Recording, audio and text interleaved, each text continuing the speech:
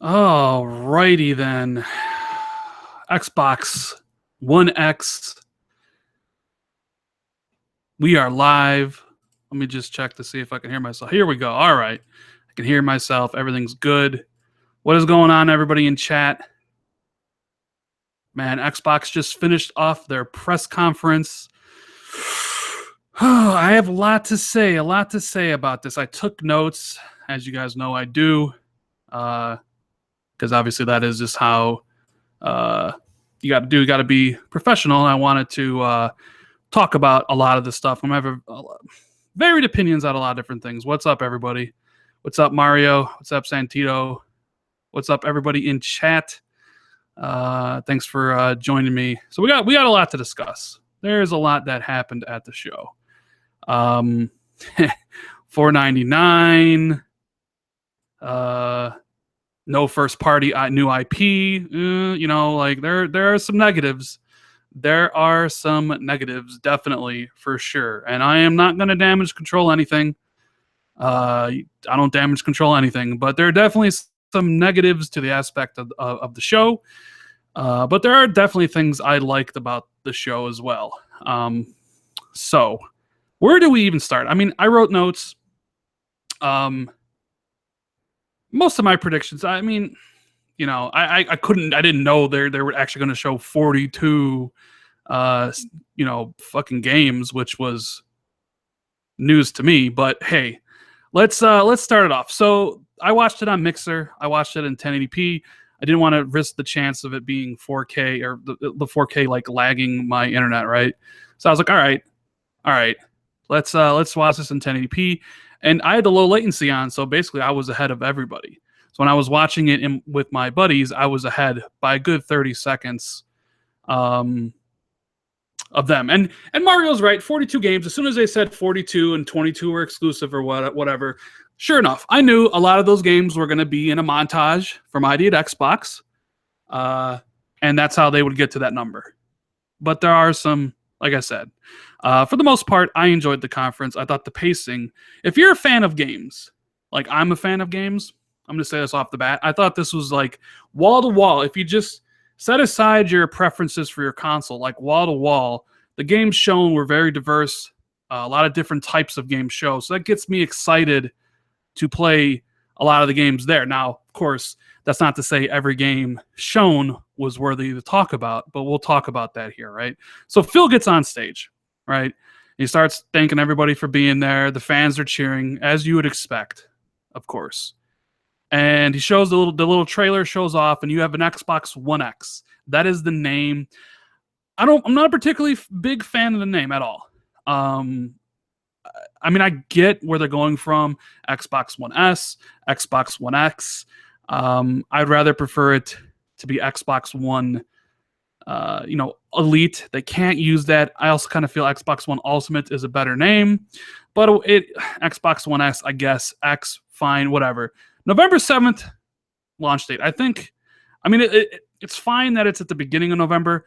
I thought they would launch at the end of October to get out before the bigger games come out, but I guess it'll be out before Need for Speed and Star Wars Battlefront. So, I mean, that's a positive. I think the end of October would have been a better window for the launch date, but hey, November 7th is what it is. And then they brought out Kareem Chaudhry. I hope I said his name right. And they did the whole spec talk again, right? They basically regurgitated the stuff from, Digital Foundry. Like I'm like when he was talking up there, I don't know anything about game development or consoles. But it's like, hey, this is gonna be. Guess I can buy you a birthday present. Yeah, maybe. They were going on about like how awesome the system is and the specs and Xbox One Enhanced, which you're going to see a lot to all this stuff. And then, of course, the system itself. It looks just like an Xbox One S. It's the smallest Xbox ever, which is a marvel, considering how much more powerful it is. But the spec talk, honestly, was a little bit boring to me. And it probably was a little bit boring to a lot of other people, especially because we talked about all that stuff in April when, they when they had the stuff with Digital Foundry. So I thought that was kind of not needed, but I understood why, right? I mean, they knew that the system was going to be $400 or $500, and they had to get out there and say why. But I like the look of the system. I like the look of the Xbox One S, and I get a black one. For $500, I'm still debating whether or not I'm going to get rid of the Xbox One S to trade it in to get this one. Now, then we'll get into the show. Like I said, I thought the amount of games shown were good. Like if you like diversity in video games in general, like I do, they showed off a lot of games, and I really appreciated that aspect of it. A lot of games to show off. The problem here, and I said this in my prediction video, was no new first-party IP, which I think is a huge disappointment. Huge. There's no getting around that fact. Absolutely bad that they didn't announce a new IP. But there's also some cool things here, and we're going to talk about this stuff. So Forza Motorsport 7 comes out. You guys know I don't care about Forza Motorsport 7, right? But the game did look incredible on screen. They brought out they did the car trick again, as they always do. They turned that thing, and the first time you ever seen, here's Porsche 911. 2018 Porsche 911, whatever the car is. There's going to be more than 700 cars.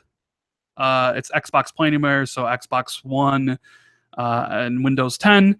Comes out October 3rd, and it's a true 4K 60 frames. You knew that was going to happen. Turn 10 does not make a game that is not 60 frames.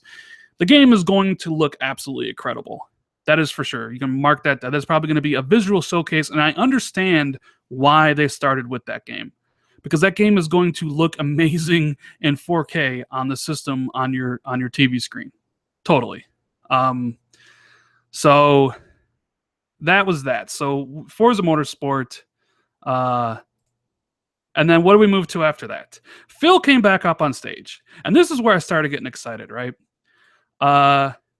He came out back on stage and said it would be their largest and diverse lineup of games they've showed at E3 ever. And it is, you can't deny that fact. They showed off 42 games, 22 of them exclusive in some way, right? You can't deny that they showed off a lot of games, especially last year. When I did my prediction video, I said they showed off 17 games. I mean, I'm not counting like the montage stuff, but like they showed off a great deal of games here. Now the question is, not the question, but some of them were really good, and then some of them interested me little, right? There's a pacing issue, just like with EA, that they kind of hit in the middle, and I'll get there. So the first game they showed off after Forza Motorsport was 4A. As soon as he said 4A, I'm like, oh my God, here we go. Metro. Freaking Metro, right? God, I loved Metro 2033. I love Metro Last Light. Yeah, I know, Mario. I know most were indies. We'll talk about that.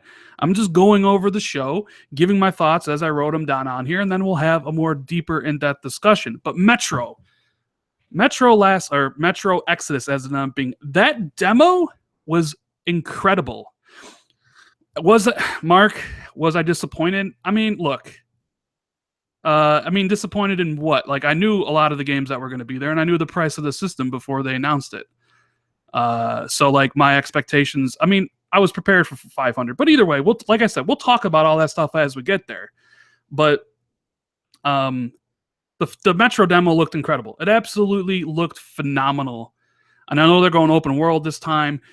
If Anthem didn't show at the end, that would have been the best demo on stage. The best. That demo was incredible. I can't wait to play Metro Exodus. Those two Metro games. If you guys haven't played Metro, if you guys haven't played Metro Last Light or Metro 2033 or whatever, do yourself a favor. Go and play those games. They're on PlayStation. They're on Xbox. I'm sure they're on PC as well. Absolutely incredible. So pick that game was like my third favorite showing of the show. Absolutely incredible. So look for that next year. It's not exclusive. It wasn't going to be exclusive. Come on. It's Metro game. It's 4A. And then they went into Assassin's Creed, and it actually looked really well. It got me interested in the game. Will I buy it day one? Not sure. Using the Eagle that they showed as your Eagle vision, those chain assassinations, the slow-mo kills with the bow, the different kind of tiered loot, It looks interesting, and like I said, I heard it was kind of the dev thing was more along Witcher stuff, and it comes out October 7th. Assassin's Creed looked cool, so you have a good start to the conference. Metro, Assassin's Creed Origins, like, oh man, this is a really good start. Forza Motorsport 7, the system looks good. You know, it's the smallest ever, but in the back of my mind, I'm like, $500. I know it's coming. It's, you know, I know. I remember in my prediction video, I said, if they show it at the end, it's going to be 500, but we'll talk about that because they did a sneaky thing. Sneaky. But, all right, so where are we next? Start was good, right? Then they went into PlayerUnknown Battlegrounds, which, as you guys know, Mike Ybarra has been playing the ever-loving crap out of that game. The ever-loving crap out of the game. I had a feeling it was going to come to the Xbox, and sure enough, console launch exclusive late 2018. So sometime at the end of the year, it's going to come out on the Xbox, and at some other point outside of there, it's going to come out on PlayStation. If you notice, they used a lot of this language, console launch exclusive and Xbox One X enhanced. They use that terminology quite a bit, and I'm sure Sony will use similar terminology when at their show, because that's what these console manufacturers do. They do all that stuff. But hey, I hear from everybody, PlayerUnknown Battlegrounds is a really cool, fun game. I haven't played it for myself. I'll play it when it comes to Xbox. Looks cool. And then we start getting into the lull here. Okay, this is where like I was starting to be like, They showed off another Xbox One console launch exclusive, Deep Rock Galactic, and I just didn't care about this game. It didn't hook me. None of my friends in party chat were like, So it's like, okay, an indie game, cool. Like nobody loves indie games more than me, especially the really good ones. But I'm like, I'm not feeling this game. I'm not feeling it. You know, maybe if I played a demo or something, but okay. And then they showed off State of Decay 2. Right? I know, Jamie, I did say if the price was at the end, it'd be $399. And we'll talk about that. I think they snuck something in there to soften the blow, which I wasn't expecting, but we'll get there at the end. So State of Decay 2. State of Decay 2 at the very end. Or not at the end, but at this thing here. I didn't really care for that trailer. Like I said, I have never played State of Decay 1. I didn't think the trailer was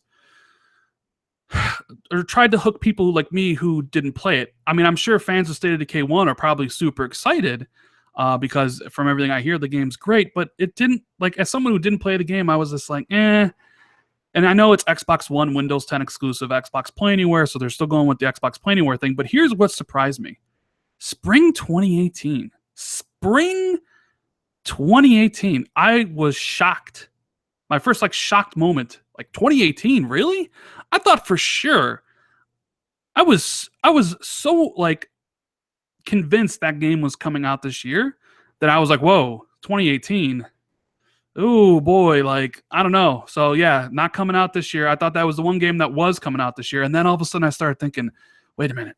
Could I be wrong about Sea of Thieves as well? Is it possible Sea of Thieves is next year? Could I have been wrong, right? And I was like, man, I thought for sure State of Decay was coming. I know it's got 4-player co-op, and my buddy Omega, he loves that game. And my buddy Magic, who's at the show having a great time, loves the game as well. And I will say, there is a stark difference between watching the show on your computer and actually being there. Like you guys know, last year, Microsoft invited me to the show to hit a million gamer score on stage with Phil during the E3 Daily thing. And one of the things I did was actually watch the conference last year.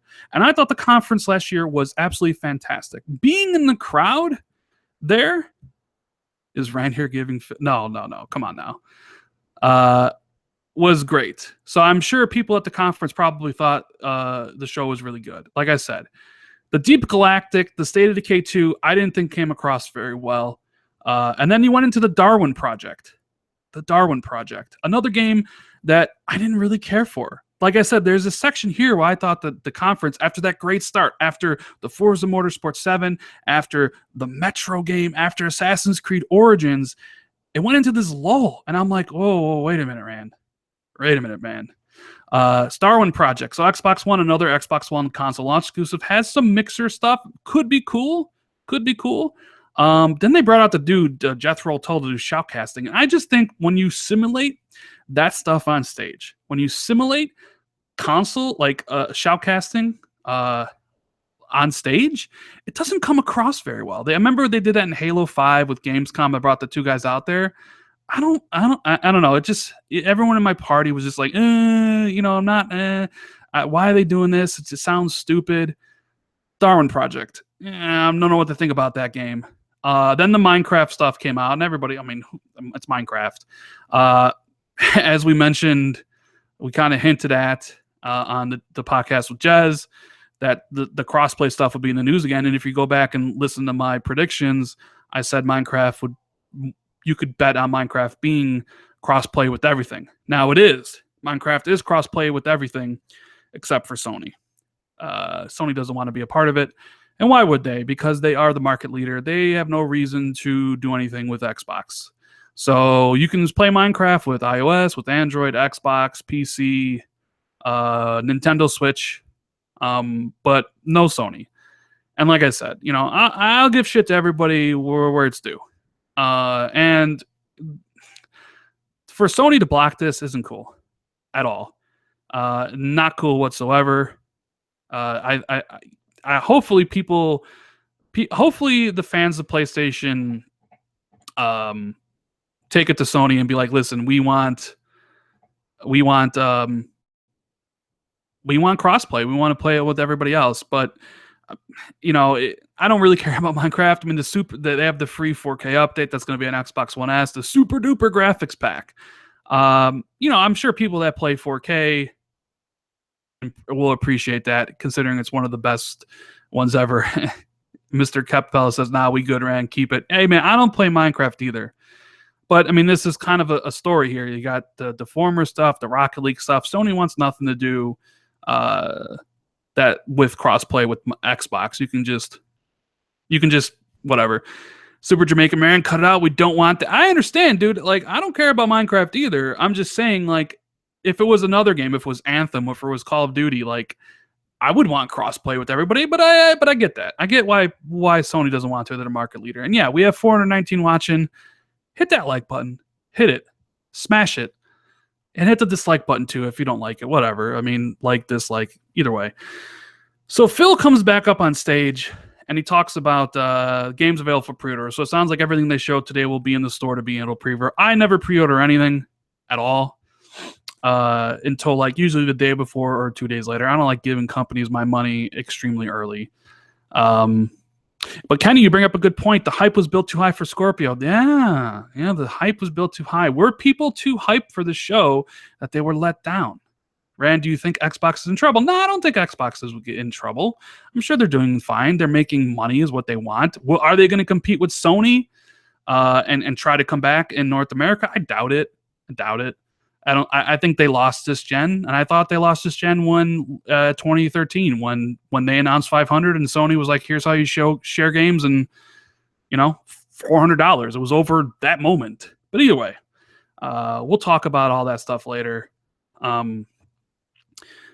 Games available for pre-order. Then they went into the Japanese kind of segment here.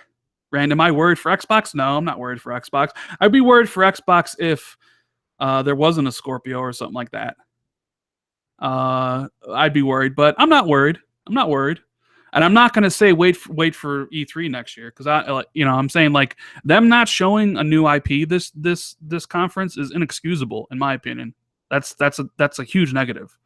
But like I said, we'll all get to that after I run through the show. We'll talk about what I liked, what I didn't like, and things like that. So Dragon Ball FighterZ coming next year, 2018. Look cool. It looked kind of like Marvel versus Capcom, an interesting looking game.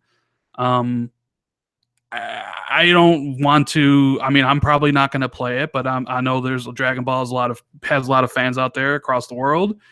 It looks like it could be an interesting fighting game, but not something for me. Then they went into what, honestly, when they showed this next game. Now I knew Monster Hunter wasn't going to be on stage, right? I'm pretty sure it's going to be on stage at Sony's. They started showing off this MMORPG, The Black Desert, which is a Xbox One console launch, early 2018. I was like, man, there are a lot of monsters in this game. It kind of looks like Monster Hunter to a certain degree. But it ended up being The Black Desert. I'm not down for MMORPGs, especially ones like that. I'm sure, Neverwinter does well on the Xbox and things like that. But yeah, Uh, the Black Desert, I'm sure some people out there look cool. And then they went to an indie game that I thought looked amazing as The Last Night, an Xbox One console exclusive from Odd Tales, published by Raw Fury. Like the visuals, that like 8-bit, 16-bit look for that game looked really cool. And Daniel's right. I'm not worried because I am a multi-console owner. I have a PlayStation now. So I have PlayStation to get PlayStation exclusives, and everything else will be on Xbox. All the multi-platforms and their stuff. I'm not worried. Would I have been more worried if I didn't have a PlayStation? Remember, I was going to get a PlayStation when it hit $200. Hell, I probably would have bought it when it just dropped to $250. But I think that took some of the sting out of it. But let's get back to the show. Let's get back. So Last Night I thought looked really cool. I thought that looked probably like the coolest indie game there. That looks like one that I would play like immediately and be like, all right, this looks freaking amazing. I am down for this Last Night game. That game looked fantastic. And then we had another one that didn't look as cool, at least to me, was where are my notes? Oh, here we go. The Artful Escape. Another Xbox One console launch exclusive. Really wasn't feeling it very much. I don't know. But then again, some of those games you got to try out for yourselves. Like you can't just... just judging from the trailer, that was the one all my friends were kind of like, like, I don't know about this one, Rand, like, I don't know. And I'm like, okay, like that one didn't look very good either, but whatever. But okay, whatever. Then we get into Code Vein or Project Vein, which I saw a trailer for this a couple months ago. Looked kind of like a Dark Soulsian kind of game. Seemed interesting. And then Phil came back up on stage and he started to talk about... What he started talking about? Sea of Thieves. So they gave a long demo for Sea of Thieves. A long demo.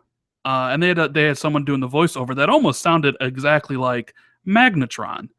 I played Sea of Thieves. I've been in the alpha, so I can't talk about anything I've played. I'm still not sure who the game's target demographic is. I'm not saying that the game isn't fun or anything, because it is. From what I've played, I've had a good time playing it. And what they've shown seems cool. I just have always wondered, like, what else do you do in that game? And I thought the demo went on too long, to be honest with you. Not saying it wasn't a bad demo, because it was actually a cool demo, but I thought it went on a little bit more. And Smiley Police is right. I think the Shadow of War one at the end went on a little bit too long too. Just a little bit too long. And I think the Sea of Thieves one went on a little bit too long too. Now, of course, it's coming out early next year, thank God, because that game would have been trounced by stuff this year. But other than that, like, I think Sea of Thieves is a game that you have to experience for yourself. Watching people play it, I'm not sure that's like the optimal way to do it. You have to get a group of friends together to go on these adventures. That's what it kind of is. Yeah, and I am surprised, Rain City Gamers, you bring up a good point here. I am surprised that they gave a lengthy demo of Sea of Thieves and just a trailer for Crackdown. I thought it would be more of the other way around, because we had the trailer for Sea of Thieves last year, and then they did the lengthy demo now. I was like, all right, I was waiting the whole time for Crackdown, but the combat looked terrible in it. It is, Sea of Thieves. I really can't speak on much else on it. But then we went into Tacoma, which is the new game from Fulbright, makers of Gone Home, Xbox One console launch exclusive. Man, a lot of been saying that a lot. It's coming out August 2nd. Cool. Can't wait for that game. Loved Gone Home. So I think that game could be pretty cool. I'm looking forward to playing Tacoma. Looks interesting. And then we got a game that apparently has been out before. I guess it's on like Gear VR or something like that. Super Lucky's Tale, and it's Xbox Play Anywhere game. It's a console exclusive fully, and it launches with the system on November 7th. I was like, okay. It looks like one of those collectathon games, platformers. I'm always in the mood to play one of those. And it did show, like, look, a lot of these games, like Super Lucky's Tale, Tacoma, The Artful Escape, Project Vein, Last Night, even if you don't like any of them, the Darwin Project, State of Decay 2, PlayerUnknown Battlegrounds, Assassin's Creed, Forza Motorsport 7, like Metro, you can't deny that those list of games are pretty goddamn diverse. There's a bunch of different type of games there. So like Phil's statement of the list being diverse is true. Now the question is, games are subjective. What looks good to you may not look good to me. And honestly, like Deep Rock Galactic didn't look good to me. State of Decay 2 doesn't look good to me. The Darwin Project doesn't look good to me. The Artful Escape doesn't, but Last Night sure did. Metro sure did.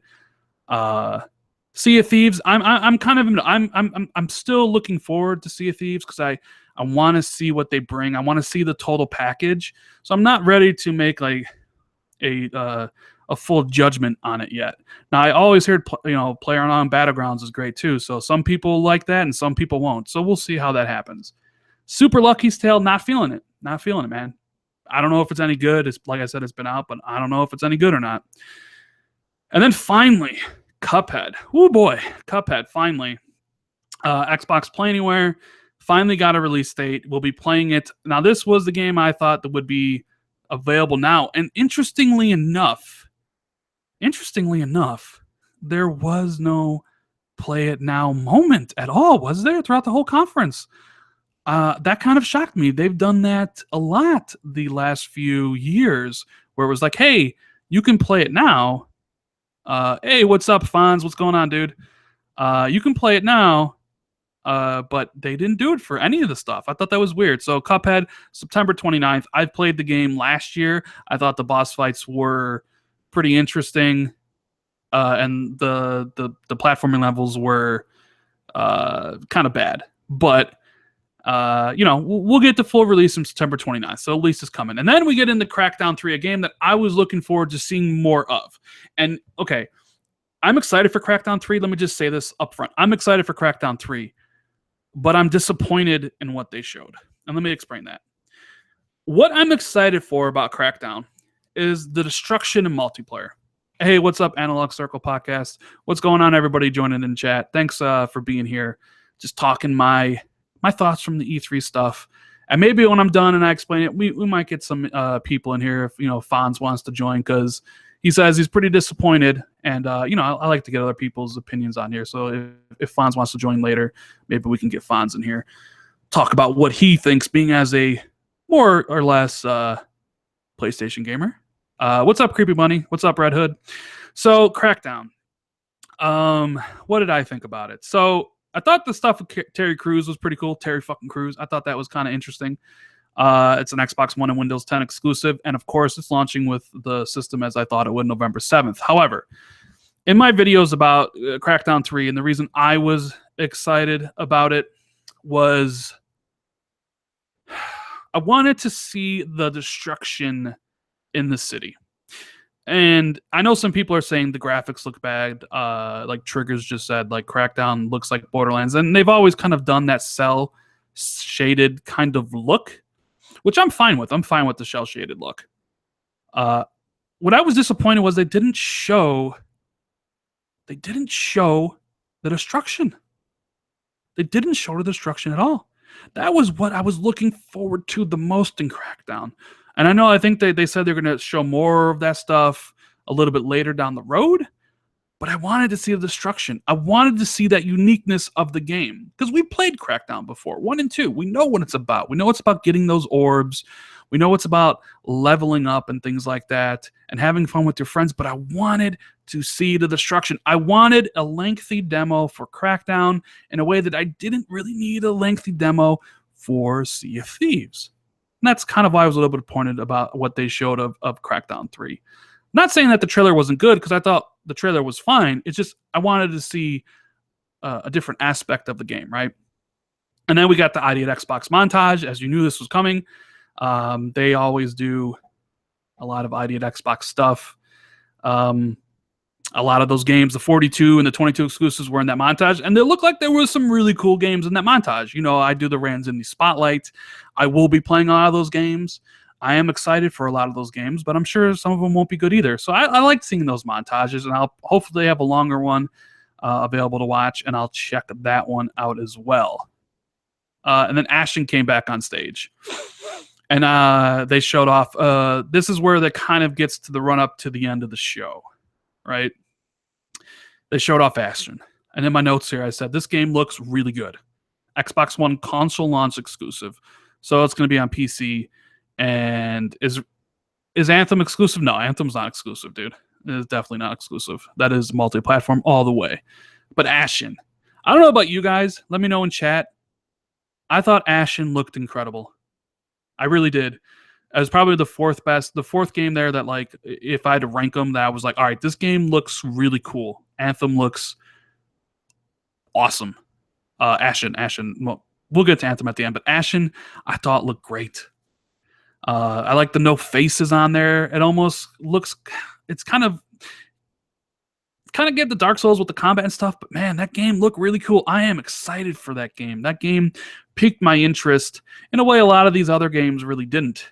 But Ashen looks great. And then we get something I didn't think would be there was Life is Strange. Before the Storm, which is a prequel to Life is Strange. So it sounds like we're getting 2 Life is Strange games, like a sequel and a prequel. It's only going to be 3 episodes, and it's going to be come out on August 31st, so somewhat soon. Kind of weird that they put that in there. I know Life is Strange is a bigger style game. I'm just a little. I don't know. Maybe if Telltale like games like that should be on stage, but I mean, I'm cool with it. I'll play Life is Strange when it comes out. And then we get into Middle of War, Shadow of War, coming out October 10th. The really, really long gameplay demo. I don't think we needed that long of a gameplay demo, but still, even with that long demo, Middle Earth looked really good. It looked really good, and it comes out October 10th. And my first thought, when I was talking to my friends in party, I had my buddy Silva in there, I had my buddy Omega D's in there, my buddy Pan in there, Kramer was in there, but he left because I was ahead of everybody. I was like 30 seconds ahead of everybody, so they didn't want me spoiling anything. I understand why. But it comes out October 10th, and it's like Scorpio or Xbox One X. Now we got to refer to everything as Xbox One X. That comes out November 7th, and it's like, man, I would really like to play Middle of Earth Shadow of War on Xbox One X, but I can't. You know, it's like there's way too many games coming out in that sort of time. I guess I could not play it and wait till then, but then there'll be more games that come out, and it's like, But I think the demo went too long. I think the game's going to be really good, just like the first game was really good. But I think it went too far. But then, oh baby, you know what's coming next. You know it. You know it. Ori 2. Ori and the Will of Wisps. Xbox One and Windows 10 exclusive. Gareth Coker up on stage doing the music. And my God. I am so excited for that game. It's my game of the generation, Ori 1. So, dude, like, the fact that I'm going to get to play a sequel, a new chapter, I'm through the moon on that. Through the moon. And you know, that game was incredible. That game was absolutely incredible on the Xbox One in 1080p. That game is going to look absolutely phenomenal in 4K. That game is going to blow people's minds with that art style in 4K. It might even be worth, well, I'm not going to say it's going to be worth the purchase of the system and a 4K TV because that is expensive, but that game, oh my God, that would have been my game of the show or the conference. Metro was amazing, but Ori 2, yeah, my game of the generation. Look, like I said, everything is subjective, man. I loved Ori 2. It's almost as close to gaming perfection as you could get. For me.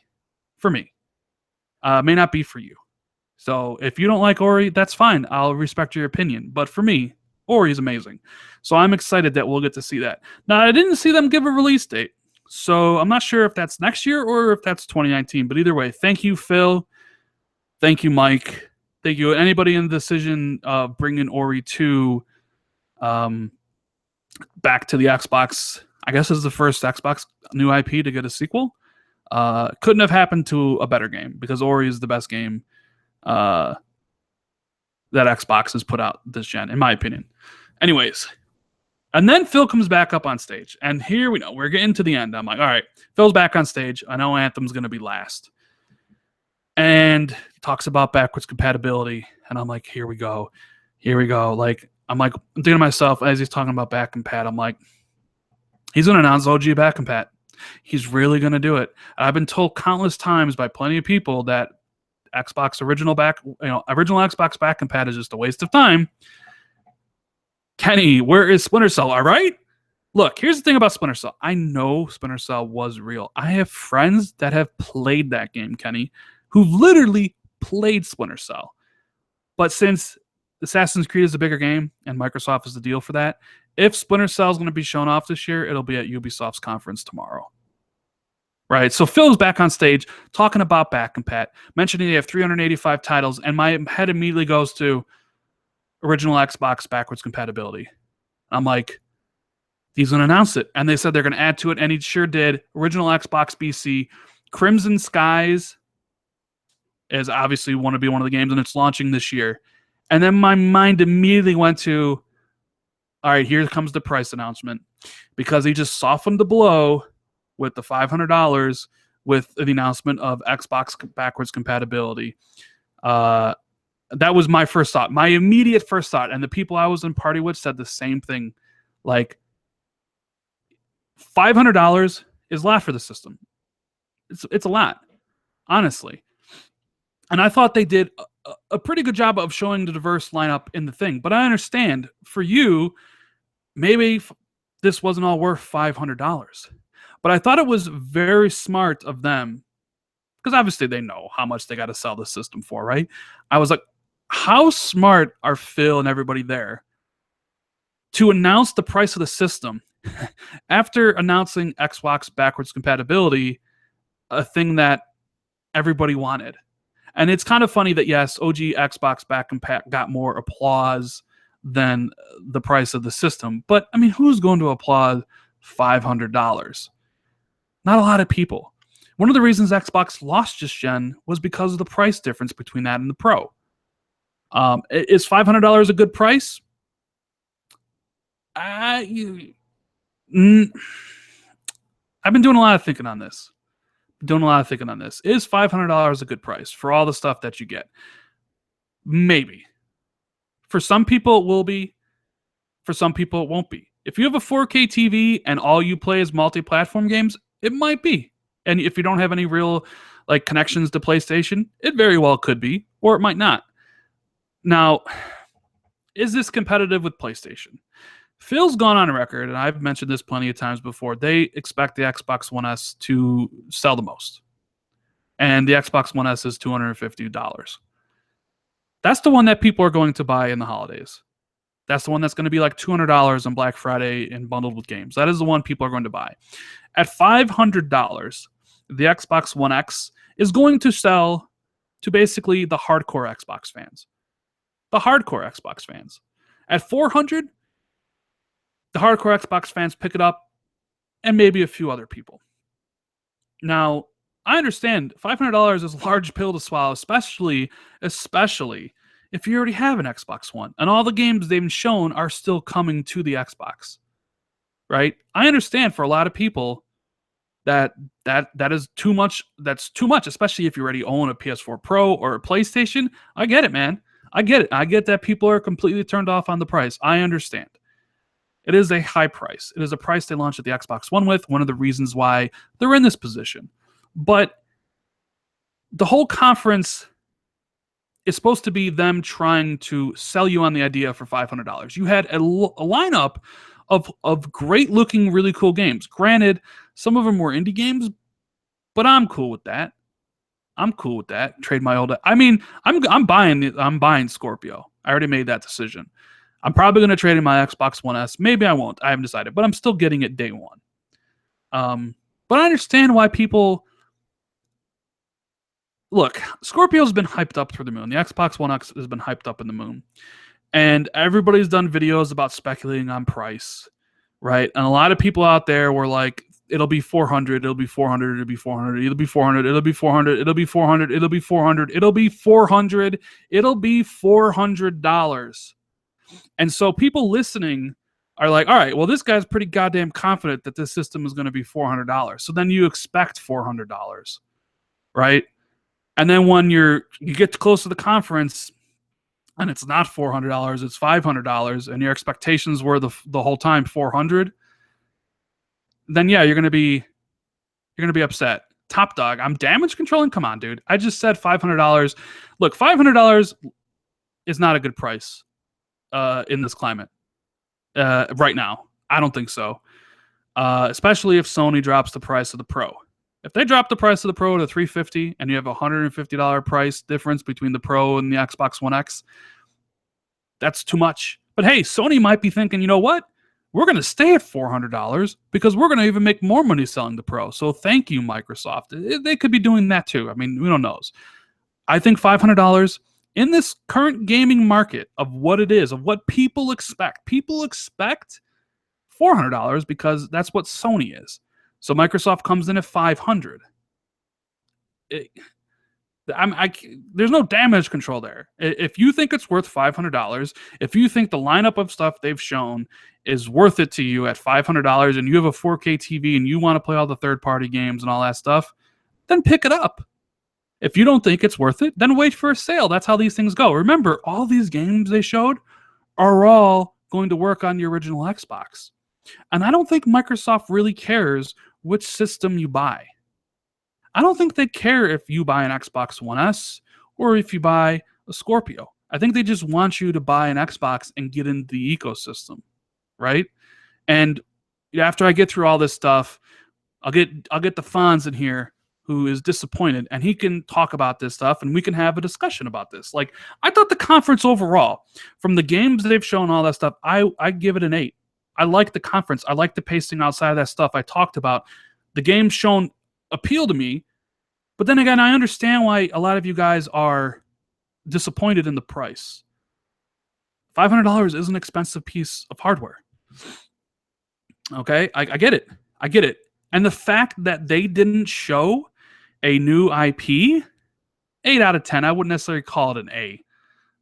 I wouldn't necessarily call it an A, but it's kind of, look, it's like Corey just said. I thought the content was great, but I'm already sold. I'm an Xbox fan. You guys already know this. I liked what I saw there. There's a few things I didn't show, but they're not trying to convert me. They're trying to convert other people, and the question is if they did it right for you. I don't know. I enjoyed the show. Like I said, but all right, let's go. Like, let's talk about the last thing they showed. The damage control. You know, it's almost like things are subjective in life. It's almost like people have different viewpoints of everything, and people can disagree on stuff. I'm looking in at your guys' comments, and a lot of you are saying, I thought it was good. I thought it was bad. It's a 5 out of 10. It's an 8 out of 10. It's a 2 out of 10, whatever. It's almost like everybody has opinions, and we're looking for things differently at the show. Wasn't looking for Microsoft to sell me the Scorpio because I was already getting one. I understand if you were looking for a Scorpio, then maybe you thought it didn't do it for you. And I get it. I get it. I'm not going to say you have to get one. I'm just saying, for me, I like the games they showed. And it is, however, let me get this right.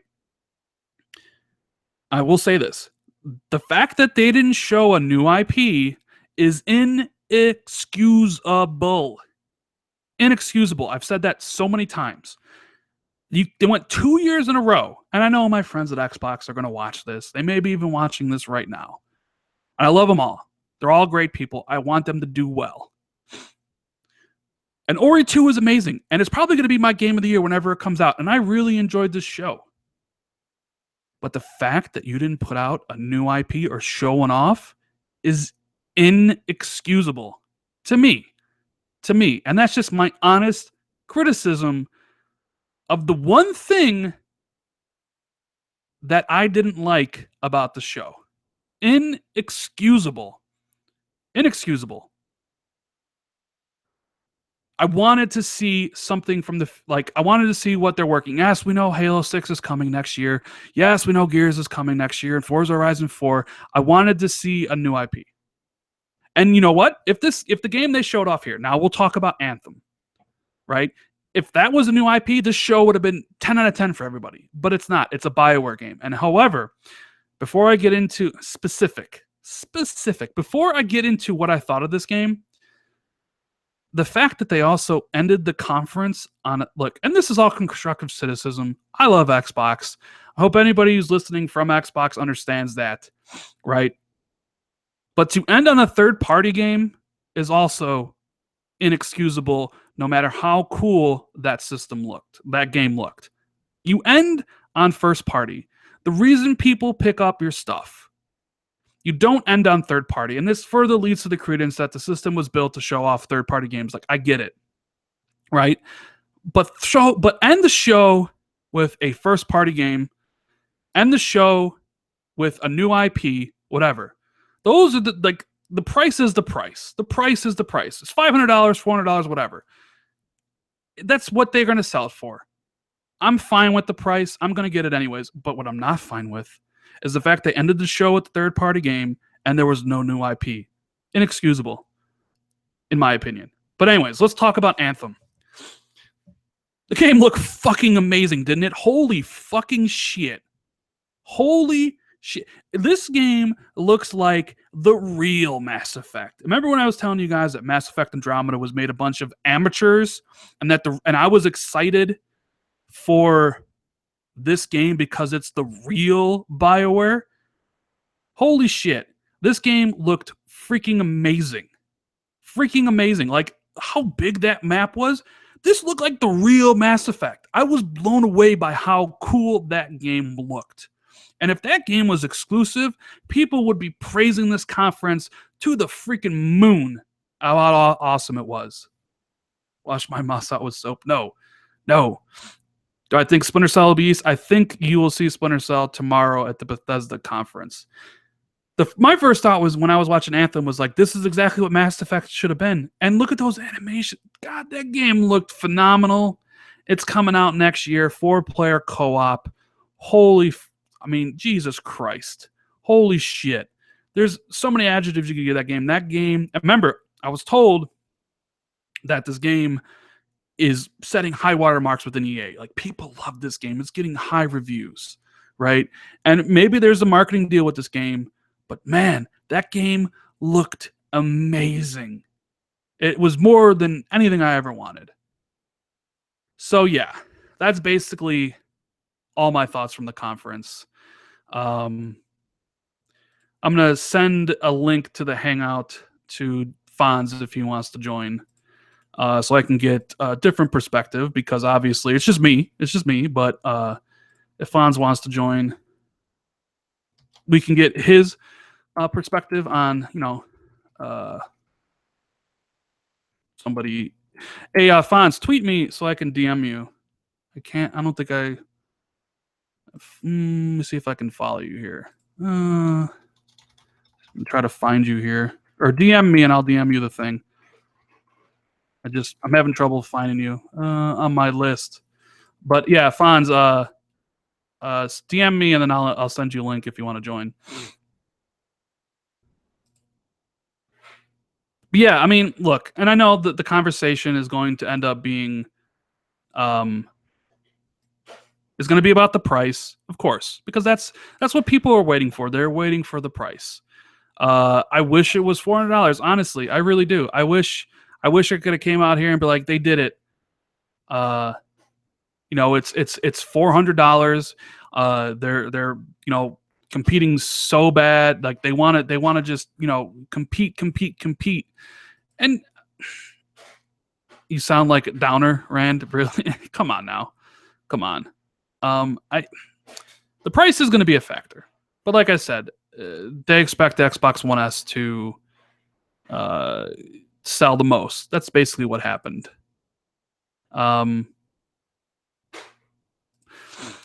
Yeah, but that's going to dominate the news coverage. I know it is. You guys know it is. I know it is. The price will dominate the talk. All right, we're gonna get Fonz in here. I mean, like I said, from my thoughts here, I thought the show was fine. The content shown was great. I'm excited to play a lot of those games. So even though I'm excited to play a lot of that stuff, and I give it an ad because I like the pacing, the diversity of content, Still, a couple problems. The lack of a new IP is inexcusable, and ending on a third-party game is inexcusable, in my opinion. The lack of a new IP is inexcusable, and ending on a third-party. All right, I think we got Fonz in here. Yeah. What's going on, dude? So you're not feeling it, huh? Not liking the conference? Man, here's what my problem is, and you hit it right on the head. When you said they did not end with an exclusive game, that said it all, man. That is my most disappointing thing here. That and the fact that they didn't really show any exclusives that were really AAA, or there was no real surprises here for me. And for an E3 conference, that's what I look for. I look for the surprises. I stay away from leaks. I stay away from all that stuff.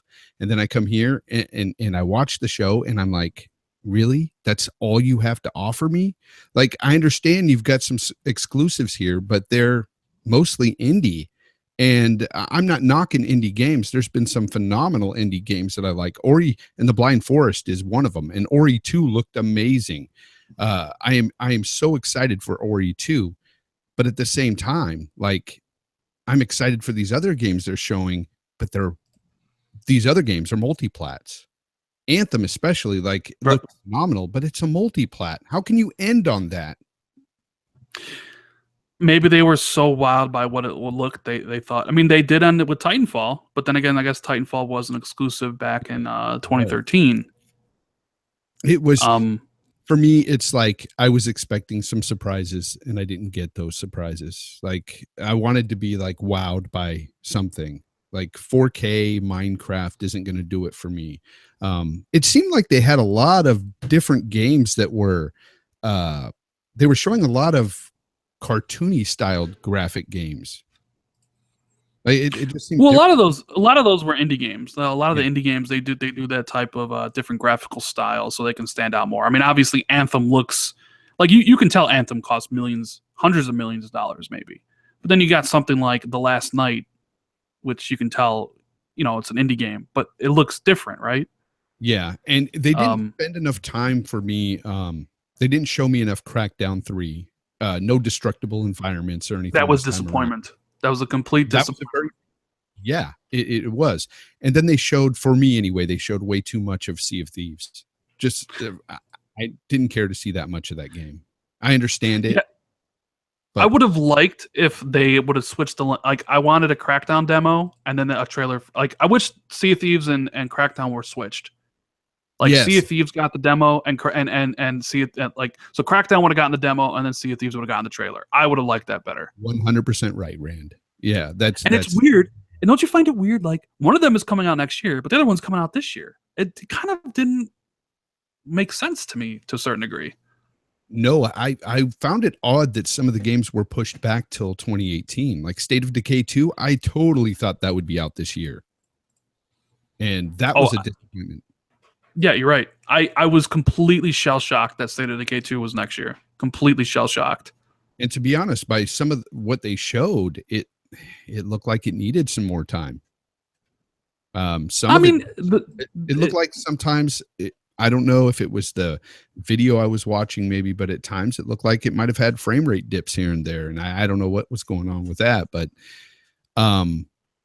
it just, it is what it is. It's an arcade game, so I didn't expect much. This isn't a AAA, big budget game. So, but I love the first one. The first one was fantastic. And this is one of the games I was looking forward to most this year. It was that one. It was Scalebound, which of course we all know what happened to that. And I mean, Cuphead was one of the games I was looking forward to also. So Cuphead looked great, but it always looks great. They didn't show enough of it, in my opinion, but I think that they just relied too much on showing you these indies. And I don't think most of the gamers out there don't really look to E3 to see indie after indie.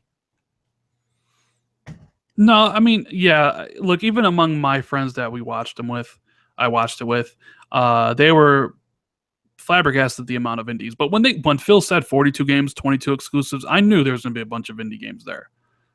And And some, honestly, some of them are going to be really like. I honestly think that one game I mentioned. Let's see, look at my notes. That The Last Night and Ashen, those two games look super awesome, like really cool, and will probably be as good as a lot of other AAA games There out was there. another one there that looked all right.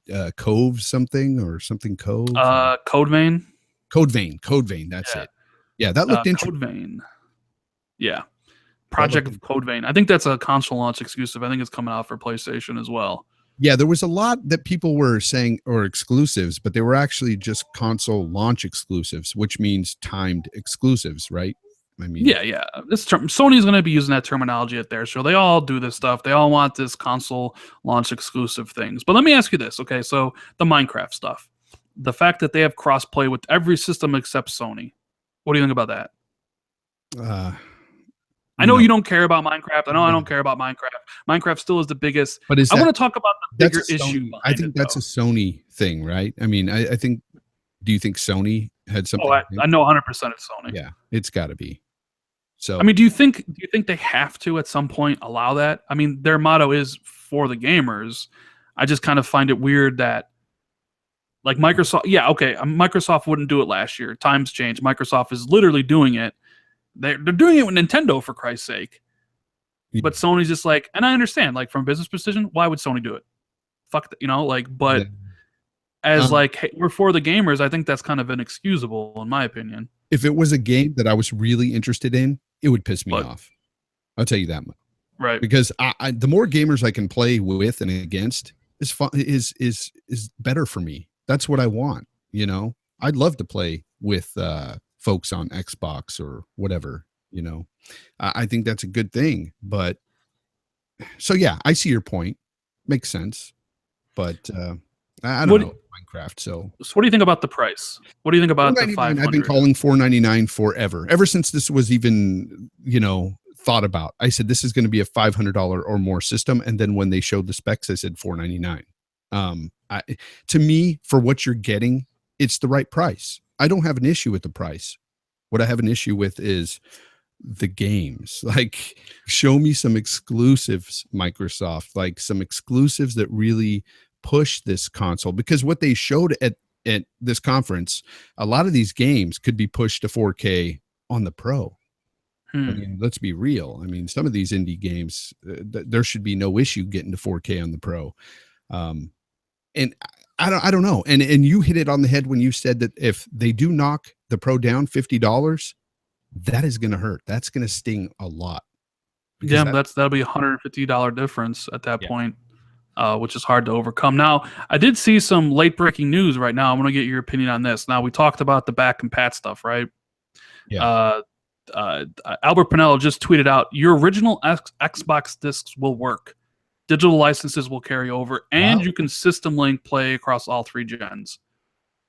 That's cool. That's awesome. But at the same time, like most people, I mean, I know there's been studies that have come out and said, well, not too many people are using backwards compat. Which they kind of proved wrong. I mean, Microsoft's own that came back and they refuted that article. And basically said that people do use a back compat. Yeah. It's kind of a stark comparison to what Sony's pretty much, they put their flag in the sand. And it's like, nobody likes back compat. We have PS Now. If you want to play those games, then you're going to pay us for it. Sony said that. I think that's just damage controlling. Because to be honest, I use backwards compat on the Xbox. I've been playing Dead Space recently because I've never played that franchise before, and it's pretty awesome so far. I've even played Red Dead Redemption, a little bit of that. I've played that before, but I wanted to play it again, and it runs fantastic on the Xbox One S.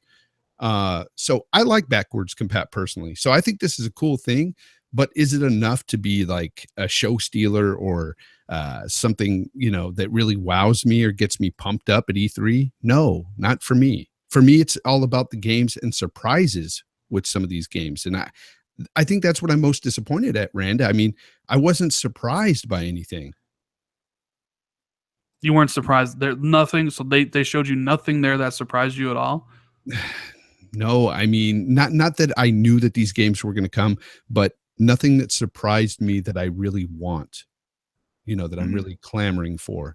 Ori 2 was the one moment I was sort of surprised, because I kind of knew, and I know you hinted at that too, that Ori 2, if they showed Ori 2, that would be fantastic. And when I heard you just say that, I was like, that would be fantastic. So that's been in the back of my mind, because Ori was fantastic. If somebody out there has not played it, I implore you, go play it. Ori is a fantastic game. It's not for everybody, but this one looked even way better. I mean, these graphics they showed, the music, it was fantastic. So that was the one real big highlight for me. The rest of it being multiplats and indies, it didn't really wow me. And ending with Anthem was great, but it's not an exclusive, man. Like, you got to end with a banging exclusive. And I thought that's where they were going to come with something, maybe bring back an old IP or make a new IP, something. No, I mean, I agree with you on that. Like, I think it was a mistake not to show off a new IP, whatever they're working on. Whether it was a game that was coming out in 2018 or 2019, the fact that they didn't even show a new Fable, like I don't think we saw Studio Gobo's project. I think we saw Fable. There was a Fable game there that they showed really quick in the montage. Oh, it was that card game that it was a Kickstarter card game. But like, I'm talking proper Fable. I think there's one, like, that was the thing I was looking forward to the most. I wanted to see the future, what Xbox was doing. And yes, we got Ori 2, which obviously I'm a huge fan of. So like, I'm super excited for that. But I also wanted to see what else Microsoft has cooking. And now that State of Decay 2 has been pushed to next year, and Sea of Thieves, it's like, well, man, 4 of the games you showed last year weren't even scheduled for 2017 like I originally thought. Half of them were. So it's like, okay, so now we know next year has State of Decay 2 and Sea of Thieves. What else is coming out next year? Halo 6? And then what is coming out this year? Crackdown 3 and Forza Motorsport 7. And a bunch of third-party games and some really cool indies. And if you have a 4K TV and you want the best version of multiplats, I mean, that's the angle Microsoft is going for. It's the angle I was told so long ago. They want to be the place to play all your third-party games. That is the angle they're going for. That is the reason they built the system. And I get that. Most people look at the situation and they say, okay, well, I don't have a 4K TV. That's why I didn't buy the Pro. I don't have a 4K TV, so I'm not buying the Scorpio. I think they know. I know Microsoft is not dumb. They know that their biggest user base will always be the Xbox One S, because most people will tend to buy the cheaper console and the console that fits them the best. And right now, not everybody has a 4K TV, so they're not going to be able to take advantage of those graphics. And I do want to point out, this show showed a ton of some phenomenal looking games graphically. Graphically, I was impressed. But at the end of the day, it comes down to, okay, if I own a Pro already, why do I have to buy a Scorpio to play Anthem? Or why do I need a Scorpio to play Assassin's Creed's Origins? Because I'm going to get a decent looking game on the Pro. It might not look as good, but it'll look pretty damn decent. Do I have to spend the extra $500? Did they sell the casual fan that's sitting there with a Pro the Scorpio with this conference? I don't think they did. Well, I mean, I always kind of thought at that price point, even for $400, I thought that it would only really sell to the hardcore gamers, someone like me. Well, even to the hardcore gamer, like, did they sell it for most of the guys out there? If they already own a Pro, did they sell it at this price point with the games they showed?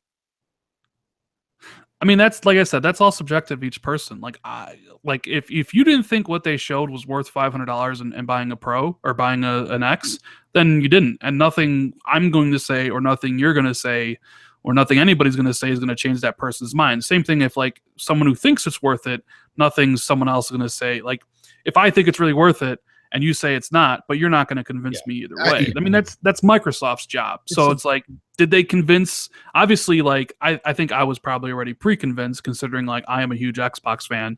I was planning on getting Scorpio regardless. But I'm sure there's someone like you or someone out there who's just, like, kind of waiting in the middle to see if it's worth that investment. Oh, no, Rand. I'm buying it day one. I've said it for a while now. I'm getting the Scorpio because I'm that guy who's I'm the gamer who has to buy the newest console and everything. I just have to get it. So I'm going to get it regardless, but there's not too many people like me. I mean, there's a lot of people like me, don't get me wrong, but I mean, most people, most gamers have to be selective at times. Maybe they don't have the funds to buy every console, but I'm one of those guys who has to do it. So I will be buying one regardless, but I was disappointed. I was let down by this conference because I wanted to see something that said, that basically validates my purchase day one. You know what I'm saying? Right. No, understandable. Totally understandable. Like, I cannot play anywhere else. Totally. I'm with you on that. I understand. And I'm seeing widely varied reactions across the internet. A lot of people loved the show. A lot of people were so-so on the show. A lot of people hated the show. And that's just what it is. Like, for everybody, it's different. I enjoyed the show. I enjoyed the diverse set of content, the many different games they showed, and all that different things. There's a lot of stuff there that I'm interested in. But at the end of the day, like I said, no new IP is inexcusable. And ending on a third party is just wrong, in my opinion. No matter how cool Anthem... Look, if Anthem was a timed exclusive or a first-party game, yeah, end on that shit. Right?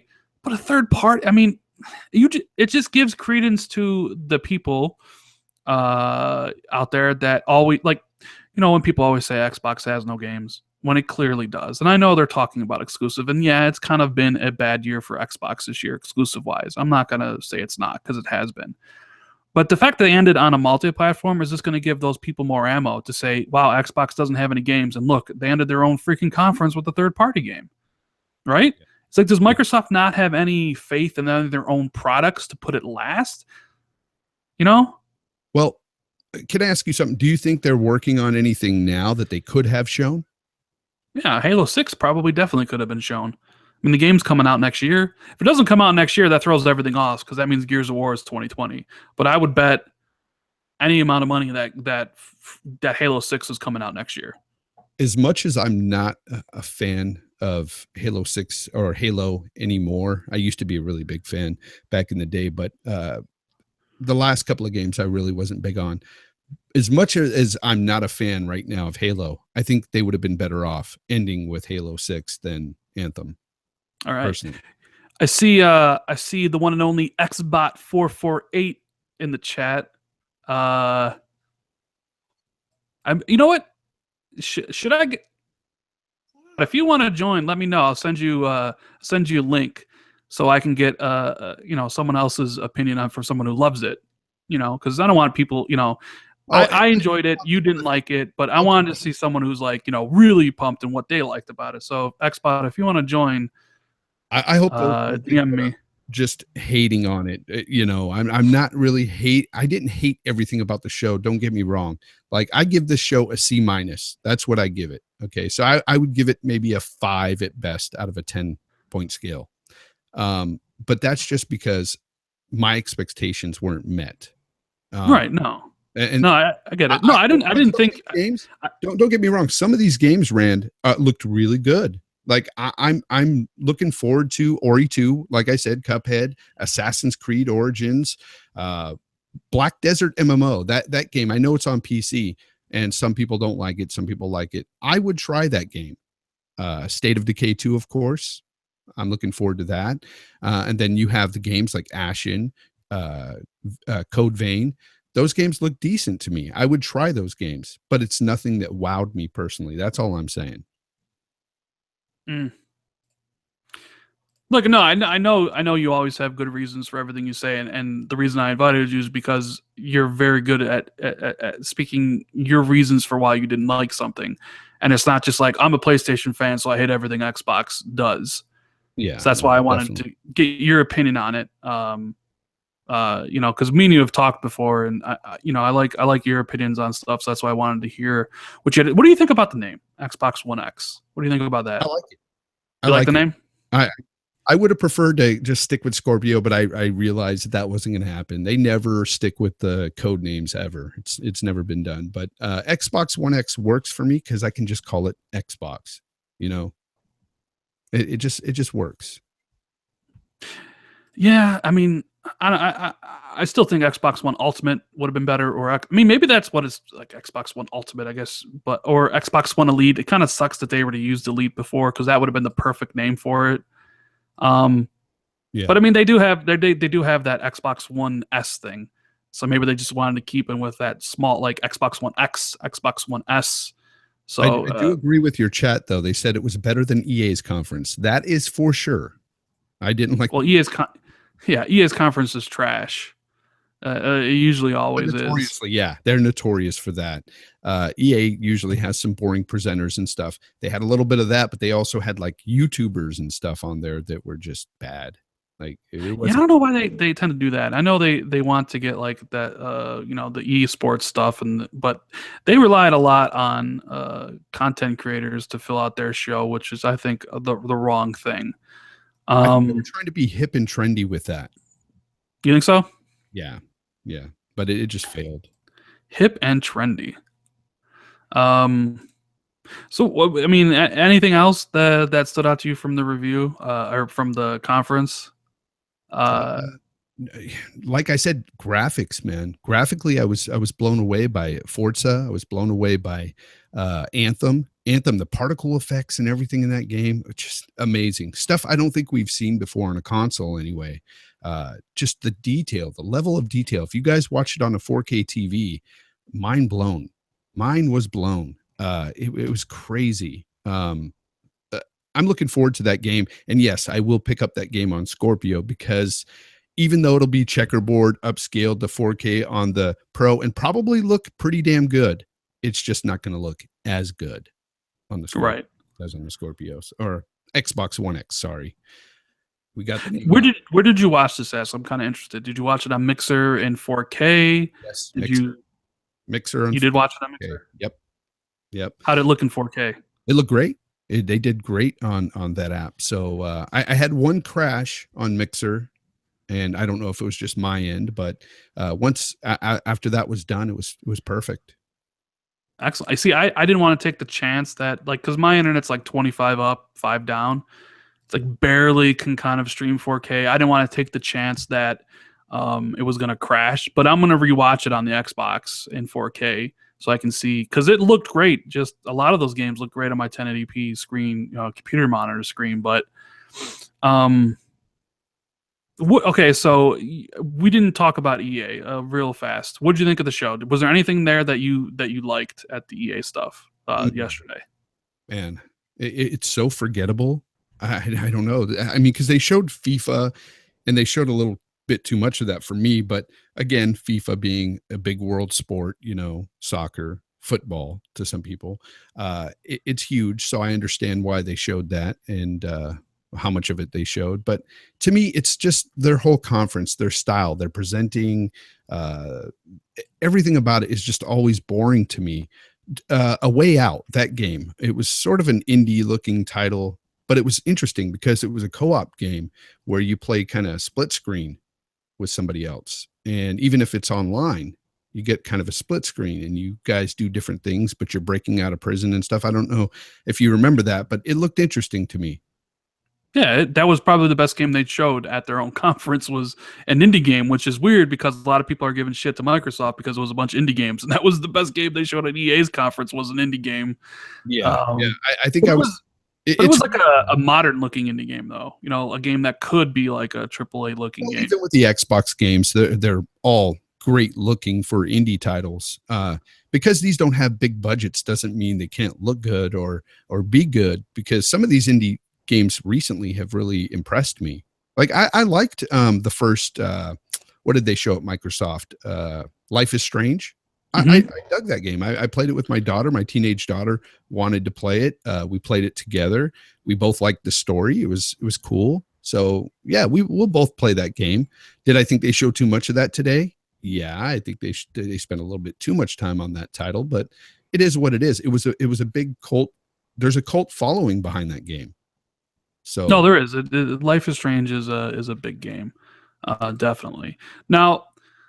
But do you think other than A Way Out, just to finish with EA, other than A Way Out, I really wasn't that impressed with the whole show. Like it just didn't do it for me, man. What'd you think about EA?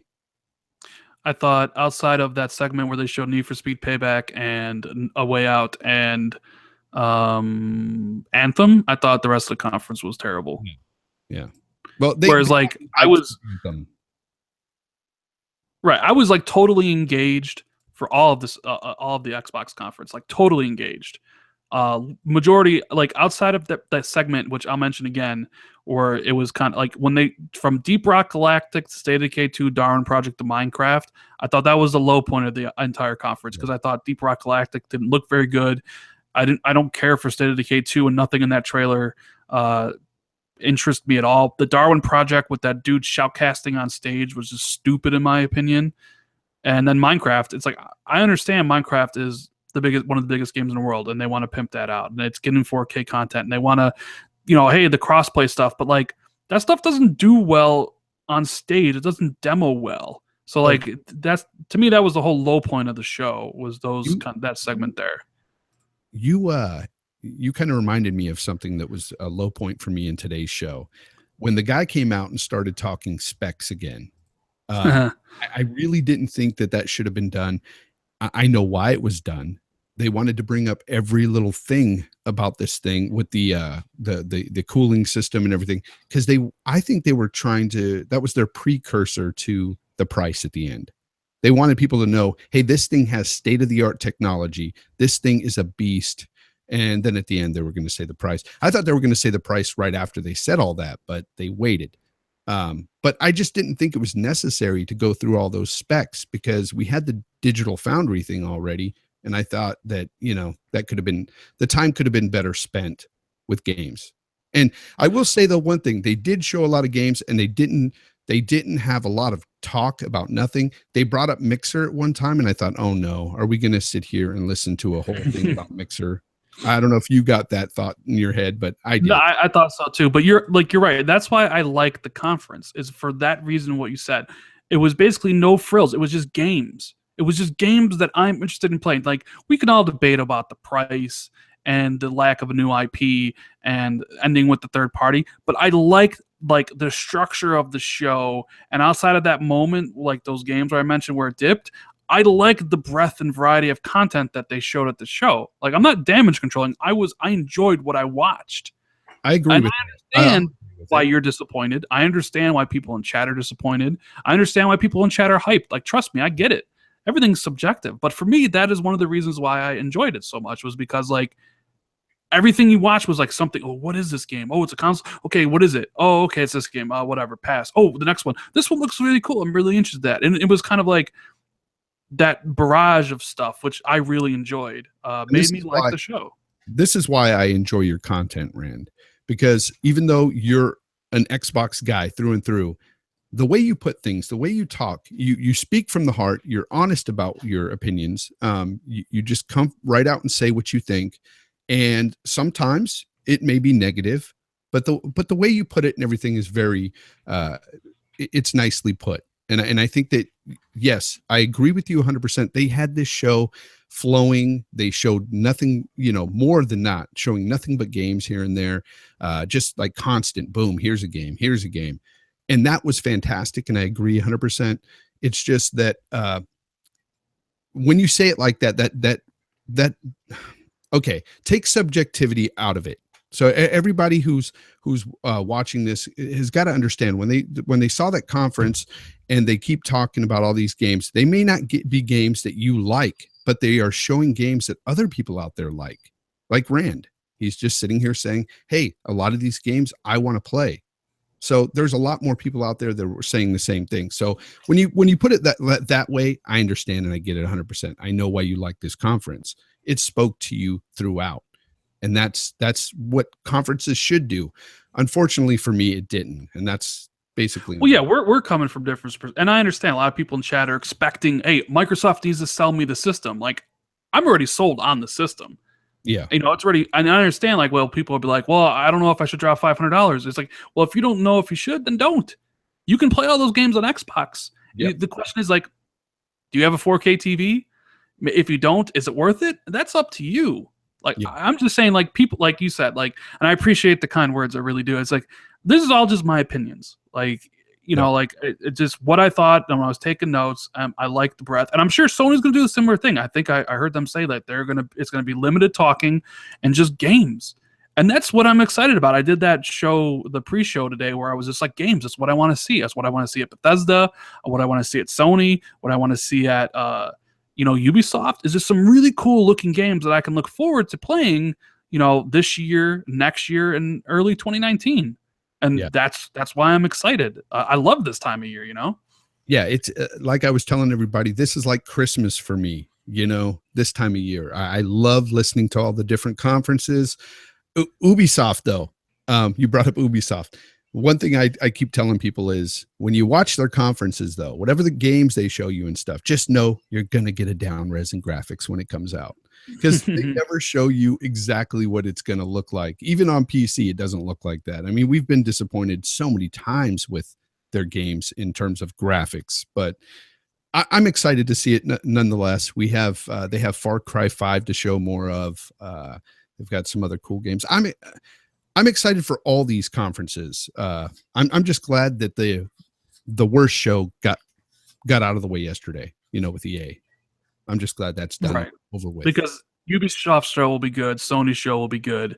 I don't care about Nintendo. I might watch it just to see what they have, but I don't care about that stuff.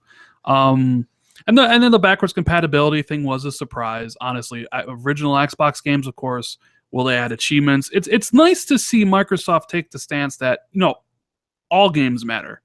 Yep. Your current ones, your 360 ones, and the original. And that's something that they have over Sony, where Sony thinks it doesn't matter whether it's because they couldn't do it or they don't want to do it. But if you're an Xbox gamer, you have all three generations at your fingertips. And yeah, those games probably aren't going to look very good. Let's be honest. KOTOR, as great as a game KOTOR is, probably doesn't look very good now, right? Especially if you just watch Anthem.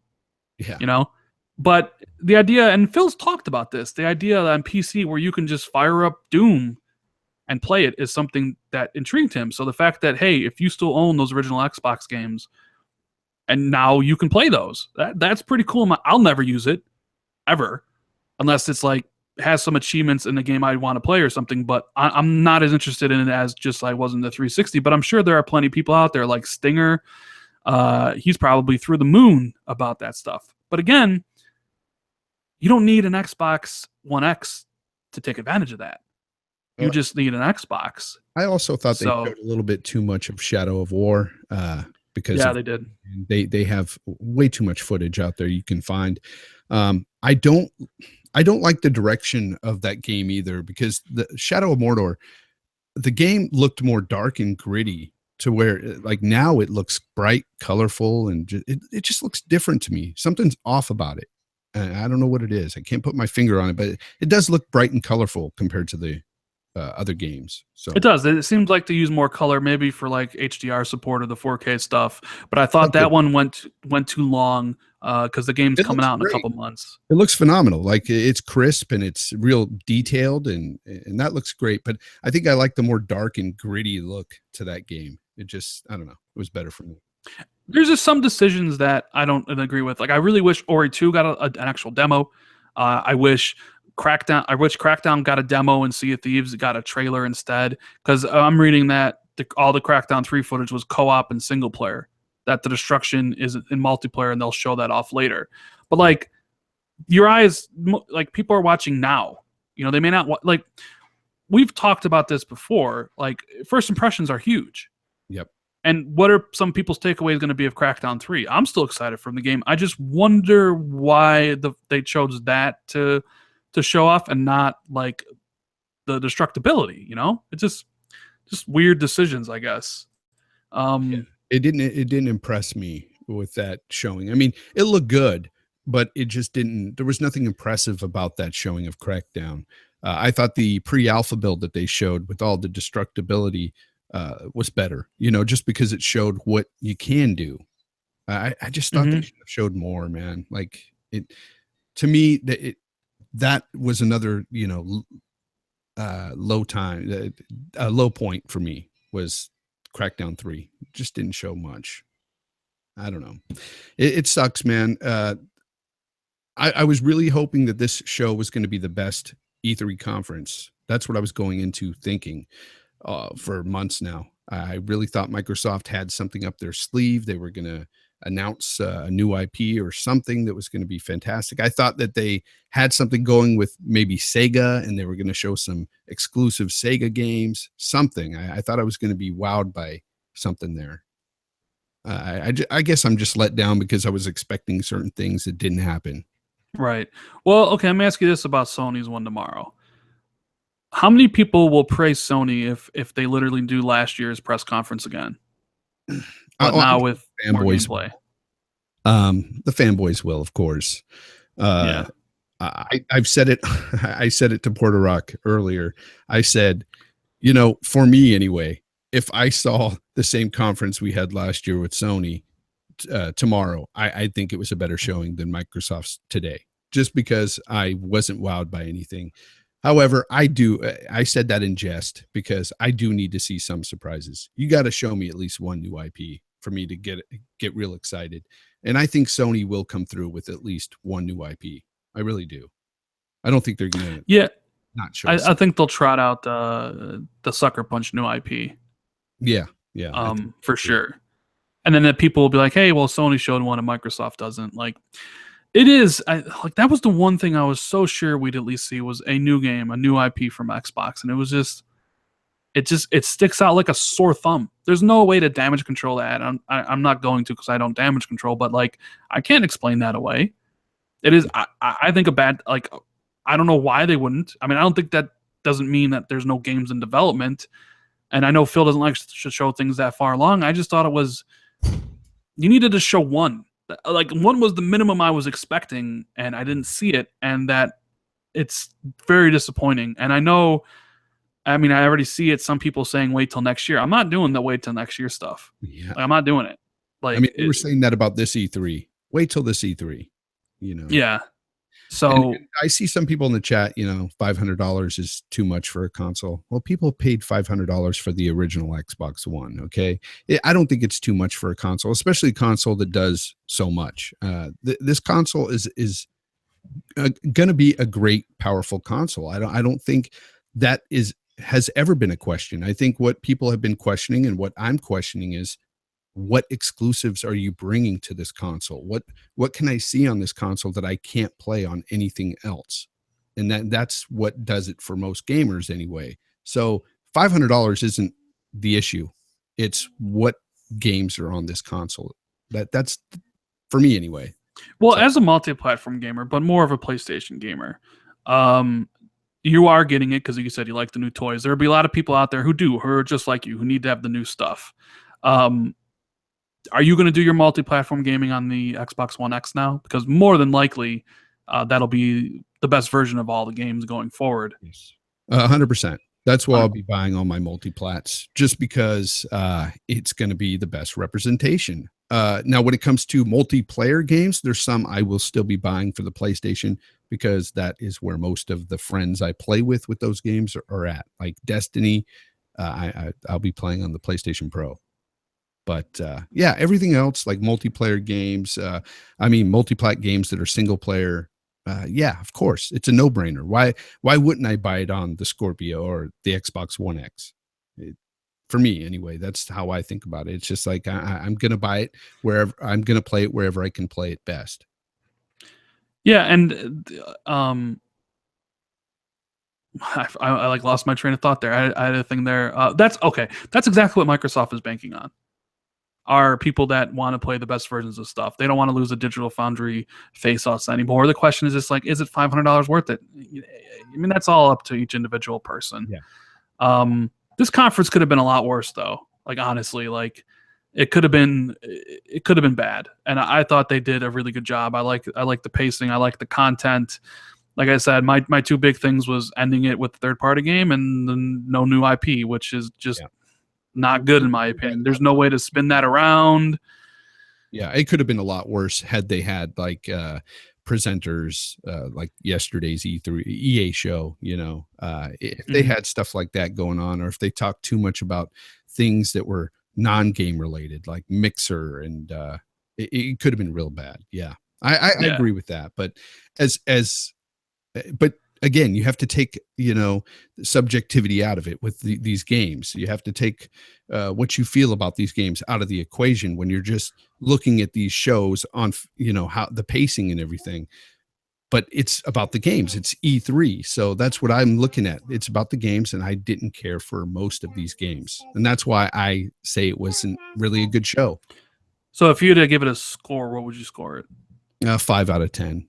5. What'd you give EA? EA was, oh man. It probably would have been somewhere around maybe 4. Really? 4. Yeah.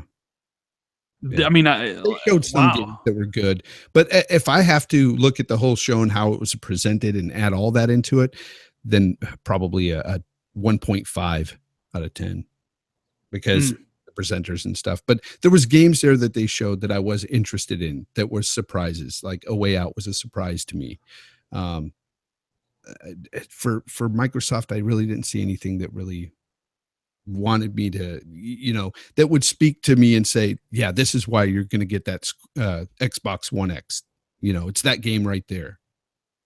Nothing really told me that, I don't know. For me, it's just like, if I'm looking at this and I was on the fence about buying an Xbox One X, I might not be buying an Xbox One X. I would look at it and say, okay, Anthem looked cool as shit, but I can play that on the Pro. No, right. Jason, TXR is not going to be doing a live stream. Well, because everybody from TXR is actually at E3 except for me. I will be doing a whole bunch of live streams. I'll be doing one for Ubisoft and one for Sony. Not sure if I'll do one for Bethesda, but I'll have a bunch of different videos posting throughout the days and the weeks. So, hit that like button, sub to the channel if you haven't already, all that good stuff. But I'm going to end it here. I want to thank Fonz for coming on. No, really appreciate it. Brother. Having the back and forth is always good. So, I mean, like final takeaways from me, I thought the conference was good. I thought it was paced well. It shows a lot of games that I was very interested in seeing. There was a lull there around Minecraft that I didn't particularly care for. Anthem looks amazing. Ori 2 looks top-notch. Metro, fantastic. Ashen, all great-looking games. I'm excited for the content. Price, probably too high for a lot of people, $500. I'm already sold on the Xbox One X, which is now the new name, which I'm going to have trouble saying. So $500, I mean, that's up to each individual person. Yeah, a lot of people aren't going to buy it because of the price, but they're going to buy the Xbox One S. New people will. So we got to wait to see what Xbox shows the rest of the year. The Xbox back compat was a big announcement that I'm not interested in, but I'm sure a lot of people are. So, I mean, like I said, I gave for the content and all that stuff, I thought it was paced extremely well. I gave it an 8 out of 10. We'll see what Sony has tomorrow. We'll see what Bethesda has tonight. We'll see what Ubisoft has tomorrow as well. Thanks for tuning in, guys, and I will see everybody later.